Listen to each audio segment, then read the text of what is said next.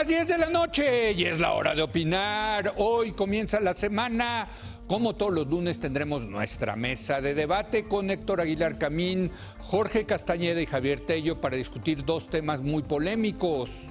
Primero, vamos a analizar la cuarta ronda de negociaciones para renovar el Tratado de Libre Comercio, mientras que se rumora que las pláticas están a punto de descarrilarse debido a las exigencias de Estados Unidos.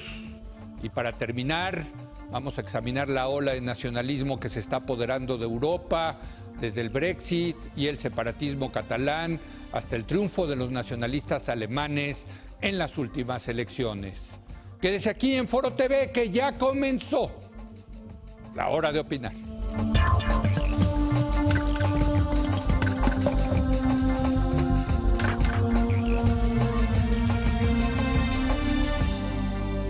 Muy buenas noches Héctor Aguilar Camín, ¿cómo estás? Muy bien, Leo, ¿cómo te va? Puso buena aquí la discusión antes de entrar en el aire. ¿Cómo estás, Javier Perfecto, Tello? Leo, Buenas noches. Y desde Nueva York, Jorge Castañeda. Jorge, muy buenas noches, ¿cómo estás? Hola, Leo, Héctor, Javier. Ay. Bueno, pues continúa la cuarta ronda de negociaciones para renovar el Tratado de Libre Comercio entre México, Estados Unidos y Canadá en un ambiente de incertidumbre. A pesar del esfuerzo de los negociadores mexicanos y canadienses, las pláticas se han complicado debido a las numerosas peticiones de Estados Unidos con el marcado corte proteccionista de Donald Trump. La insistencia de Trump de reducir el déficit fiscal se ha traducido en una serie de propuestas que parecen absurdas e inaceptables, como incluir una cláusula de rescisión y elevar las reglas de origen para la industria automotriz. En los últimos días, cada vez más representantes mexicanos en las mesas de negociación han insinuado las diferencias con Estados Unidos que podrían ser irreconciliables, por lo que no está de más prepararnos para lo peor. En palabras del canciller Luis Videgaray, no sería el fin del mundo. No.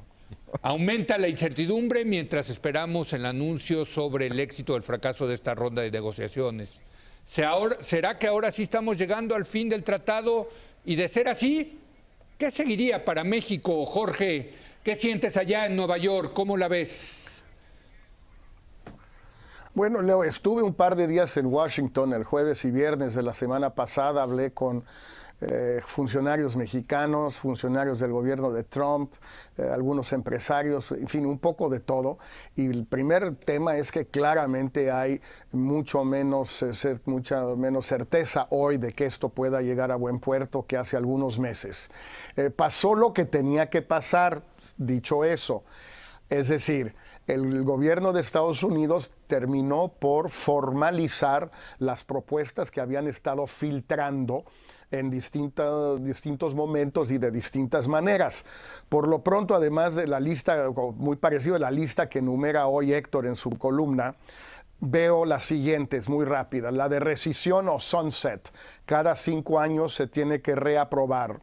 2, el contenido 50% Estados Unidos en la industria automotriz. 3, se cambia el capítulo 11 de solución de controversias entre estados e inversionistas, volviéndolo voluntario. 4, se cambia el capítulo 19 antidumping, se elimina. 5, el capítulo 20 que regula conflictos de Estado a Estado, se vuelve consultivo nada más. 6 o 7, las compras de gobierno de México a Estados Unidos, de Canadá a Estados Unidos, se reducen dramáticamente al volverlo un tema presupuestal, de porcentaje el presupuesto y no de cuotas. O más bien al revés, de cuotas y no el porcentaje. Y 7 u 8, una que no entiendo muy bien, que las fibras nuevas o las fibras no producidas en los 3 países, pero nuevas, no pueden ser ya, no pueden entrar dentro de un producto textil de un país a otro sin aranceles. Esas son las que yo he visto. Bueno, este conjunto, no digo cada una sola, pero el conjunto es inaceptable para México y Canadá. Simplemente esto no camina. Si hubieran presentado una, dos o tres propuestas inaceptables, se podría considerar esto como una táctica de negociación. Ya tantos, y se me olvida, no incluí seguramente dos o tres más, pues yo creo que es una voluntad clara del gobierno de Estados Unidos de que no prospere la renegociación. Bueno, y yo agregaría lo de las hortalizas estacionales, eso es muy importante. Sí. Y por cierto, también agregaría una cosa, tampoco están ofreciendo nada, porque dices, bueno, ok, nos están pidiendo esto, pero a cambio van a liberalizar el mercado laboral y que haya visas para los temporales para los trabajadores mexicanos. Nos tocaría a nosotros tal vez hacer la contrapropuesta con... Bueno, pero creo que no quieren ofrecer nada tampoco, ¿no, Héctor? Bueno, pero creo que tiene razón Javier. Sí. Es decir...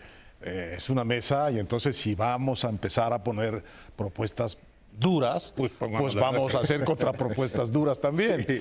Lo hemos dicho aquí en esta mesa, muchas veces lo dijimos, Jorge lo publicó hace poco, todos lo hemos publicado, que una buena negociación para México tendría que ser integral, es decir, que el Tratado de Libre Comercio fuese una parte de la mesa y lo otro fuese las dos o tres cosas muy importantes que forman parte de la relación estructural de México con Estados Unidos. El tema de la lucha contra las drogas, la guerra contra las drogas, el tema de la seguridad fronteriza en general y el tema de la migración de centroamericanos hacia Estados Unidos. Entonces, si te tiran esas bolas tan duras, muchas de las cuales, por cierto, no tienen que ver específicamente con el libre comercio, sino tienen que ver con otras consideraciones, como de tipo, me impresiona mucho la cosa de la cláusula presupuestal, porque según el Wall Street Journal, si se establecen cuotas en lugar de porcentajes como está en este momento, México, o sea, los empresarios de México y Estados Unidos que participan en contratos y en compras gubernamentales perderían el 90% de lo que están recibiendo hoy. Entonces son como decisiones presupuestales más que comerciales. Bueno, pues yo creo que tiene razón Javier. Una manera de levantarse, por cierto, bien de esta mesa que parece destinada a que pues, se levante todo el mundo, es poniendo en la mesa estas otras cosas y estableciendo, digamos, un quid pro quo más amplio que el simplemente comercial. De manera que la negociación se vuelva también preocupación de otras agencias norteamericanas, estadounidenses, y no solo de la parte económica y comercial. Ahora, estaríamos saltándonos las reglas mismas de la negociación y del acuerdo de qué se trata eso. Quizá es un tipo de condicionamiento o de contrapropuesta que tendría que venir por fuera de la mesa, ¿no? Tendría que venir en una declaración en lugar de estas declaraciones de Luis Videgaray diciendo que esto no es el fin del mundo. Naturalmente que eso no es el fin del mundo. Nada es el fin del mundo más que el fin del mundo. Sí. Entonces, y nos daremos cuenta después cuando es demasiado tarde. Sí. ¿O no? Exacto. ¿O no? Como dice Woody Allen, vive todos los días como si fuera el último. Algún día tendrás la razón.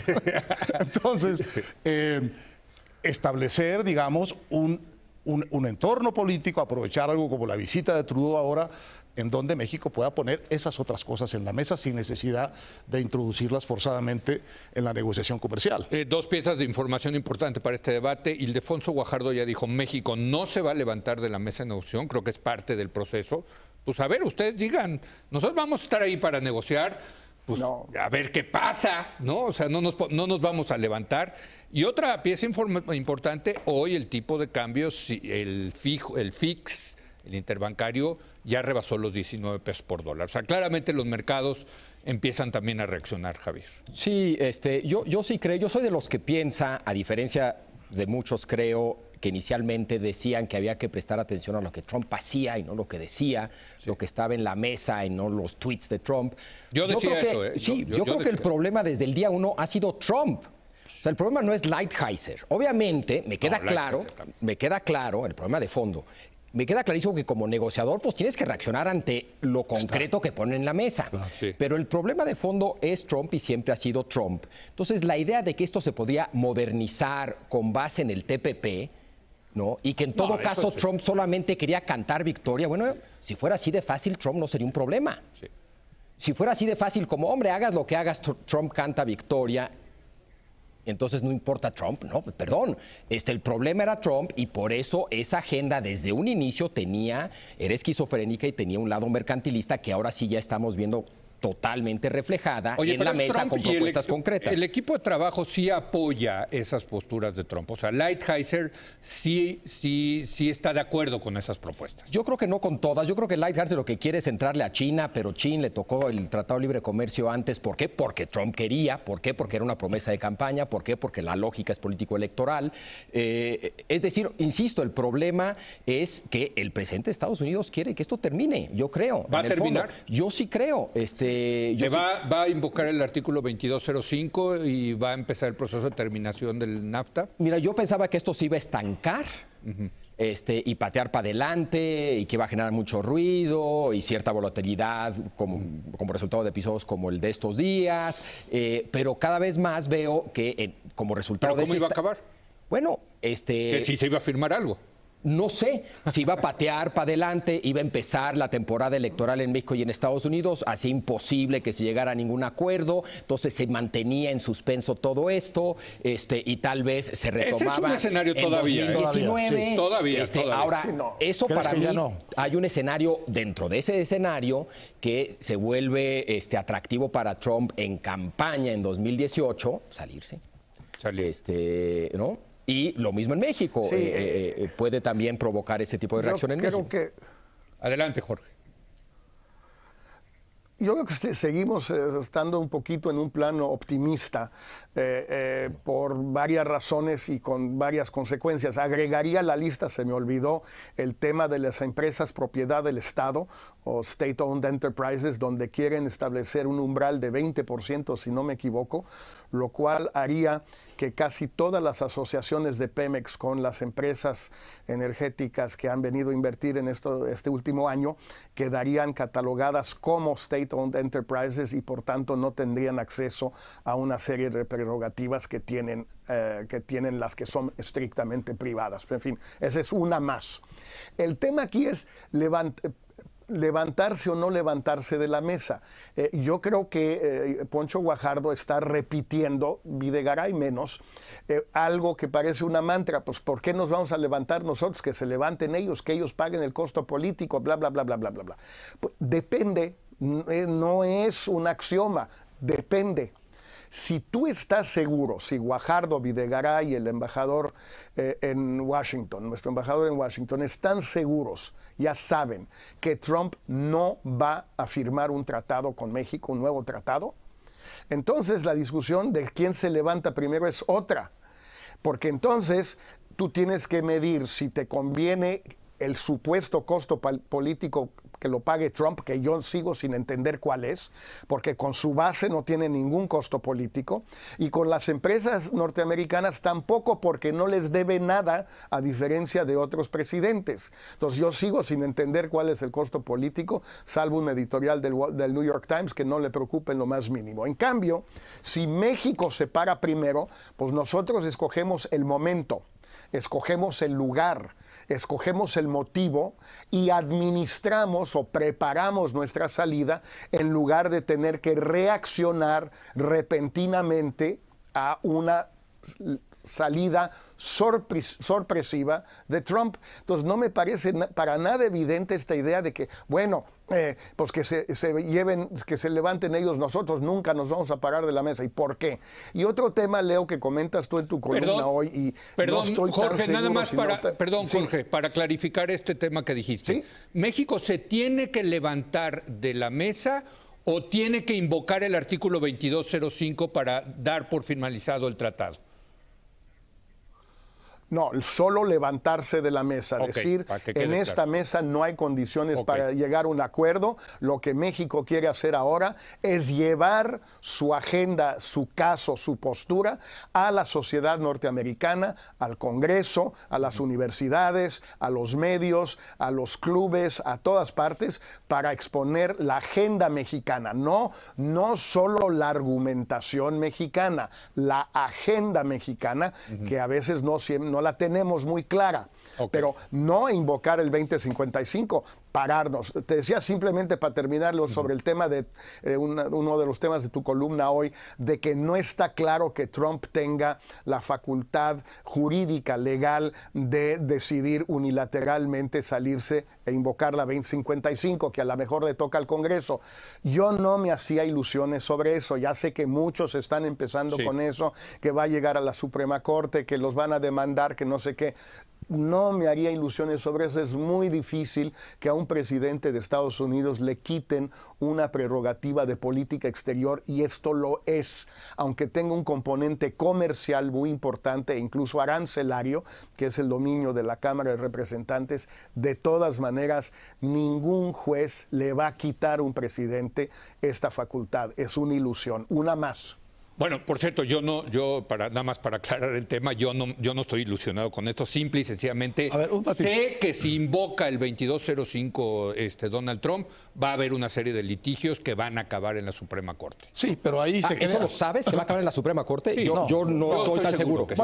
Porque, a ver, lo he consultado con expertos constitucionalistas de Estados Unidos. Es un tema fascinante que si quieren otro día lo podemos tratar, pero sí, es un tema de facultades al final del día, ¿no? O sea, a ver, el punto es que el tratado le da al presidente la facultad de terminarlo, pero el tratado es un acto de Congreso, es una ley, yo no dudo y un que presidente podría. no puede derogar una ley por sí solo. Yo no diría que podría. Sí. Lo que estás diciendo es que podría. La pregunta es si va a acabar en la Suprema Corte, que tiene que ver con una decisión más política, tanto en la Suprema Corte como gente que lo empuje, etcétera. Yo, como Jorge, creo que no lo veo tan claramente. Yo sí creo que terminaría eso sí en la Suprema Corte. Pero si lo pones en ese nivel de incertidumbre, a 2 años de que prácticamente lo estás dando por terminado, ¿no? Sí.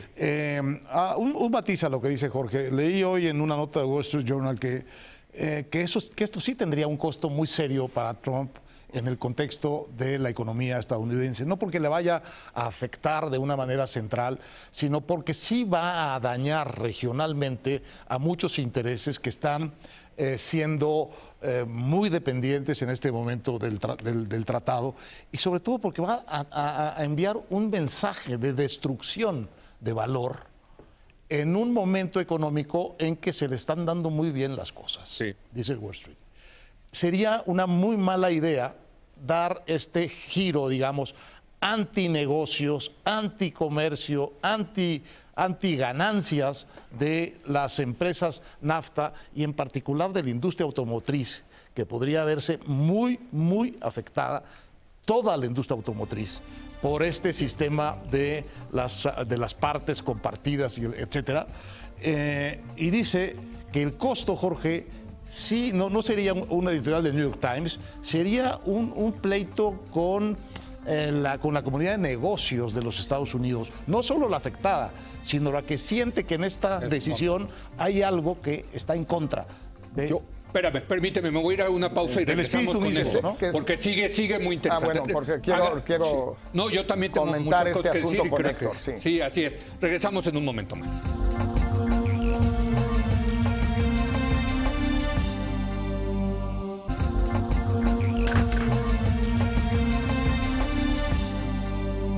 Bueno, regresamos, estamos analizando el posible final del Tratado de Libre Comercio de América del Norte, hay que decirlo, el posible divorcio.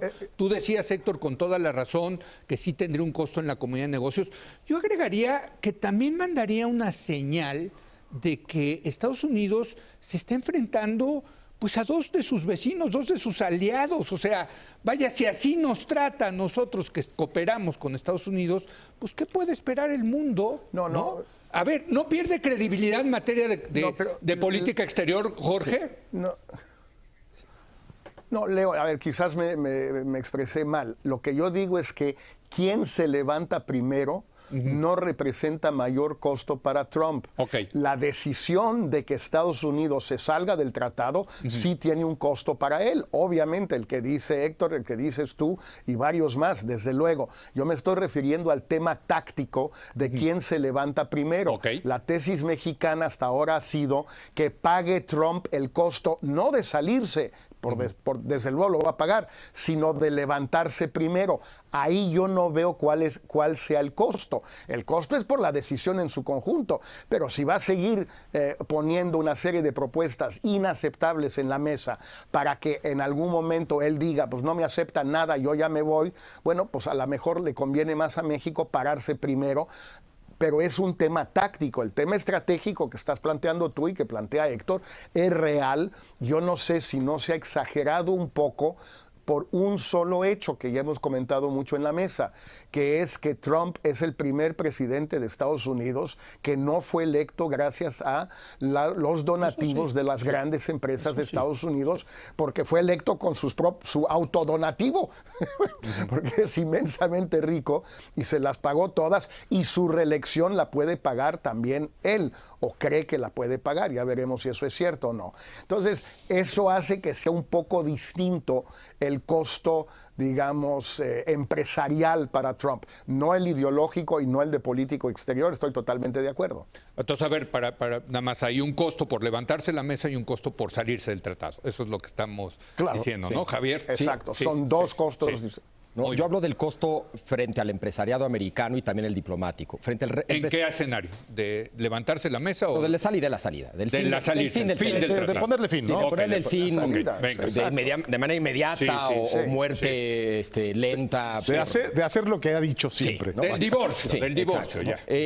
Yo diría que sin lugar a duda hay algo de eso. Sin embargo, yo creo que, insisto, la viabilidad de su gobierno depende de tres cosas: de cumplirle al liderazgo republicano su agenda legislativa, de cumplirle a su base nacionalismo cultural y nacionalismo económico, y de cumplirle a los ricos, Wall Street, crecimiento.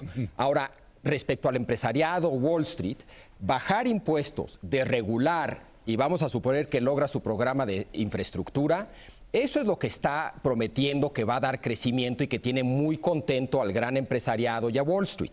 Si eso lo logra y lo mantiene, yo creo que ellos van a estar más que satisfechos, aunque se salga de NAFTA. Hubieran preferido que también mantuviera NAFTA. Pero NAFTA yo creo que es menor frente a la desregulación, frente a bajos impuestos y a un gran programa de infraestructura. ¿Y va a poder sacar eso? Entonces, esa es la pregunta. Es lo que está tratando de hacer. Sí. Ahora, si todo se colapsa y fracasa, en fin, ¿no? Pero es lo que está tratando de hacer. Pero al mismo tiempo él sabe que algo le tiene que dar a su base. Yo pensé en su momento que, como veía dudoso lo del Tratado de Libre Comercio, se estaba enfocando más en el tema de nacionalismo cultural, con esto de Charlottesville, con esto de encarce en los partidos de fútbol americano, etcétera. Ese es un tema de nacionalismo clave para su base. El otro es el económico. Parece que le quiere dar los dos. Y yo creo que va a tratar de darle los dos. Entiende bien a su electorado, Con el único que está teniendo problemas es con el liderazgo republicano en el Congreso. Ahora, ahí yo creo que él sabe que en el tema de libre comercio la opinión pública ya no es lo que fue, ya es muy dudosa de tratados de libre comercio. Y dos, en el Congreso, pues los demócratas no van a defender el Tratado de Libre Comercio. Entonces yo no creo que tenga tantos problemas con los republicanos si esto se va a un debate ya sea político en el Congreso o jurídico, porque el jurídico tendrá que ser impulsado por el empresariado, y yo creo que el empresariado, si le dan menores impuestos, si le dan desregulación, si esa promesa de crecimiento está ahí, yo creo que no van a estar tan activos promoviendo pleitos jurídicos en la Suprema Corte contra Trump. Bueno, yo creo que todos los indicios son de que esto está auténticamente en el final, ¿no? El tema es cómo se va a terminar. Está sembrado con gran fuerza en la opinión pública estadounidense. Por todas partes hubo filtraciones de lo que iban a plantear y de que esto iba a ser inconducente, iba a terminar las negociaciones. Está planteado ya en la mesa de negociaciones, las propuestas que son intolerables. Y está desde hace mucho tiempo y reiteradamente planteado y resuelto en el discurso de Trump. Entonces está dado todo para que sea muy natural decir, bueno, nos levantamos y pedimos la salida de ese tratado. Sigue siendo interesante el matiz de quién se levanta primero. Si se levanta primero México, es también es una manera de ganar cara hacia acá, porque es una manera de volverle a decir a Trump que no, y con un poco de spin puede parecer un acto, y lo es, de soberanía y de pantalones. Bueno, que son muy apreciados los pantalones en esto, ¿verdad? Bueno, y para el gobierno ahorita eso Dignidad. puede ser... Dignidad. Oye, para el gobierno, en la coyuntura que estamos... Pero ese... no es nada, no es poco. Bueno, no es poco. Pero ese levantarte sí es facilitarle mucho a Trump el decir, pues ellos son los que no quieren, yo hice mi esfuerzo y como les dije, es un tratado fatal, es un tratado pésimo, he hecho mi mejor esfuerzo con mis amigos los mexicanos, con mi amigo Enrique, con mi amigo Justin, y no se puede. Entonces, están servidos, se acabó el tratado. Mi muy buen amigo. Es facilitarle también, Jorge, ¿no? Sí, claro. La salida a él. A ver, no hay ninguna solución óptima en esta situación. No, todas tienen ventajas y desventajas. No hay ninguna que sea buena. El tema es cuál es la menos peor. Y yo, cada día que pasa, pienso que salirse antes puede ser preferible. Ahora, hay otro elemento que hay que tomar en consideración.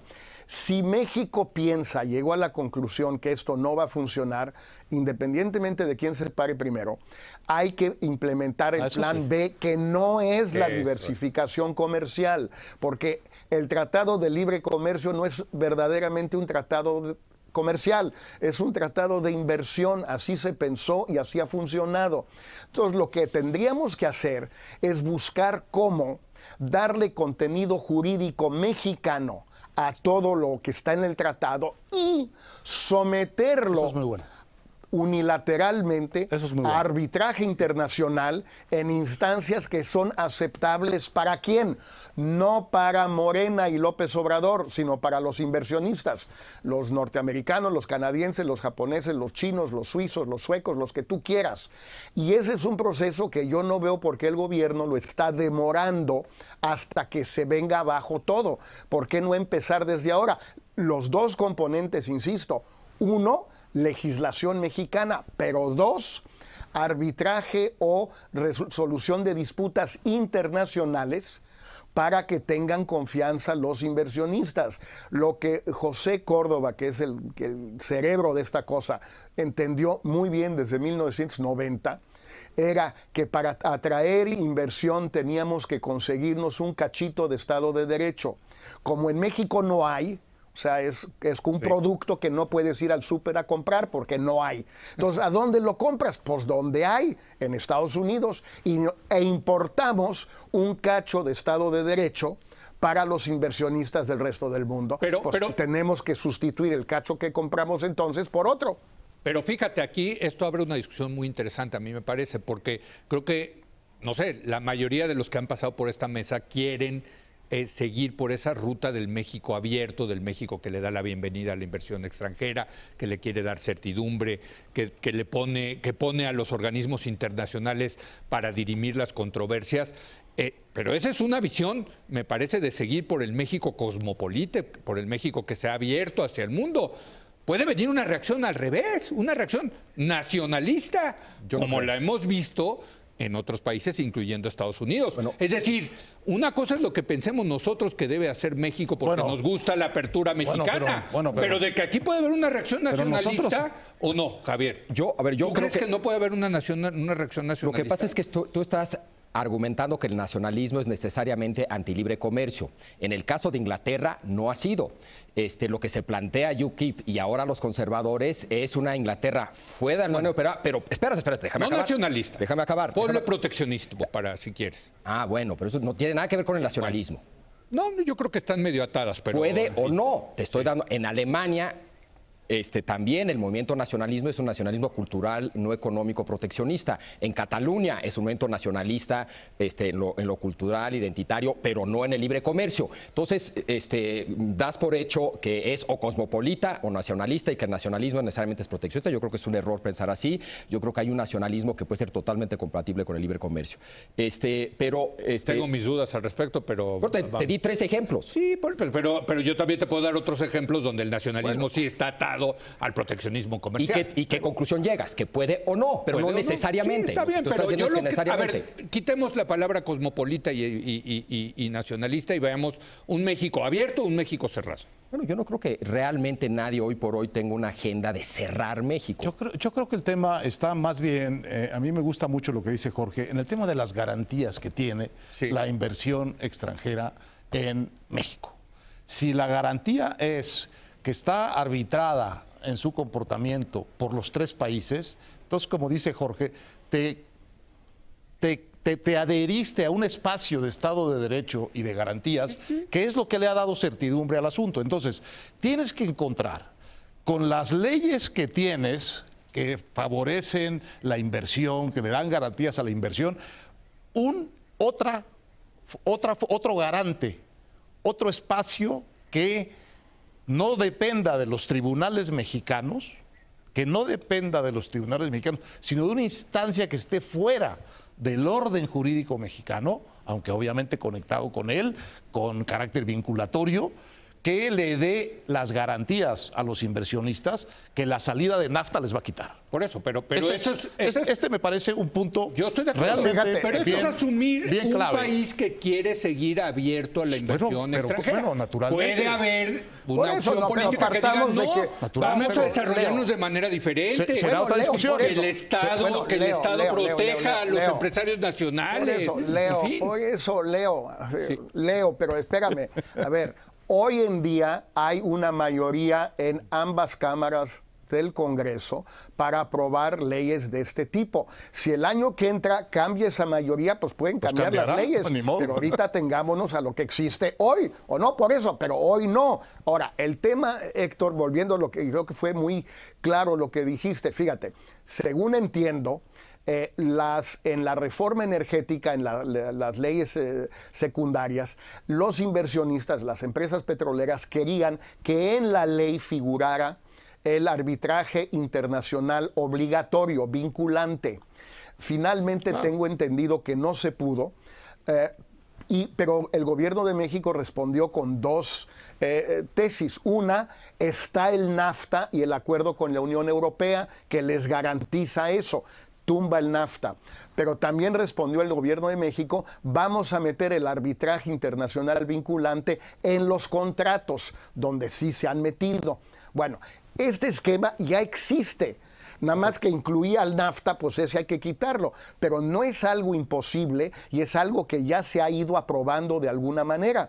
Pues yo creo que no nos queda más remedio, pero que hacerlo ahora, no esperar a que esto se caiga, sino adelantarnos si es que creemos, y eso hay 3 personas que lo saben y nada más, que son Guajardo, Videgaray y Jerónimo Gutiérrez, el embajador en Washington. Ellos son los únicos que tienen la información para saber si en su opinión hay 50% de chances, 60, 80, 90, 95% de que esto no salga.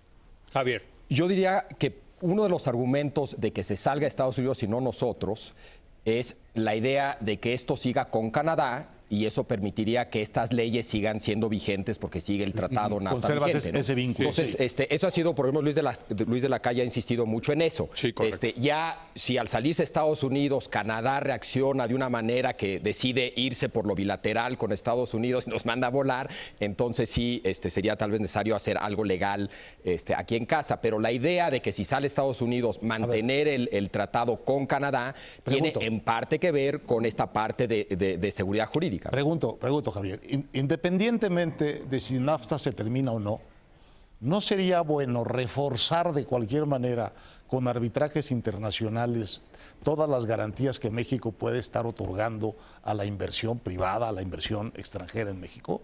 Es decir, profundizar el camino cosmopolita, como tú lo llamas, que entiendo que eso es a lo que te refieres, ¿con NAFTA o sin NAFTA? ¿Y te puedo hacer una pregunta? ¿Y los empresarios mexicanos qué garantías tienen? Bueno, es que sería muy interesante que se extendiera ese mismo espíritu al conjunto de la economía y de la inversión mexicana. Lo que hay que fortalecer es el Estado de Derecho. Es que lo que hay que fortalecer es el Estado de Derecho. Pero si no, ahora sí que hay que ir al súper, no irlo al súper.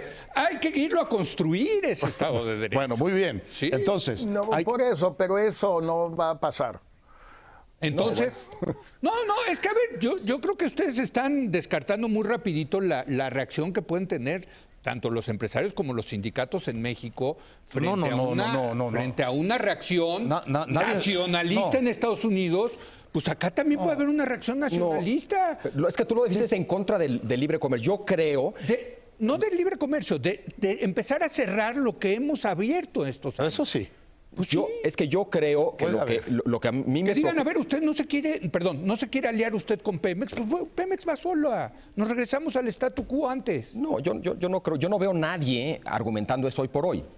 Yo creo que ha generado un cierto consenso. Eso no significa que no haya diferencias, pero es que lo planteas como el total proteccionismo o una apertura 100% neoliberal. Yo creo que hay muchas posibilidades de mantener una economía abierta sin necesariamente una economía abierta como tú la defines. Pero lo que a mí me preocupa, y ahí coincido contigo, es que la salida, si se sale a Estados Unidos, va a ir acompañada de echar a muchos migrantes de México. Va a ir acompañada de un endurecimiento de la frontera. O sea, va a ir acompañada de muchas otras medidas que junto con la salida del Tratado de Libre Comercio y mucho más importantes que la salida del Tratado de Libre Comercio pueden generar ya una reacción mucho más fuerte del gobierno mexicano. Yo me acuerdo una noche que tuvieron un debate aquí con Denise Merker en el Canal 2, que ya nos estábamos envolviendo en la bandera. Bueno, es que no puedes no envolverte ante la agresión que sufre una parte de tu ciudadanía en los Estados Unidos. No puedes no envolverte, no puedes no indignarte y poner, y ahí sí levantarte y decir que no. De hecho, yo creo que lo hemos hecho poco. Mira. Yo creo que lo hemos hecho poco para el tamaño de la agresión. Sí. Esa es la verdad. Entonces, naturalmente, este señor presidente de Estados Unidos puede descomponer muy seriamente la relación bilateral. Ya lo hizo. ¿No? Claro, ya lo hizo. Porque él sí que sigue con sus sidelines. Es decir, él sí que te pone las cosas en la mesa contra el NAFTA y te sigue construyendo el muro. Y sigue tomando medidas antimigrantes y antimexicanas. Y nos manda los del DACA, los Dreamers, en fin, ¿no? Entonces, ahora, recordemos, este tema del libre comercio es una larga batalla histórica de México.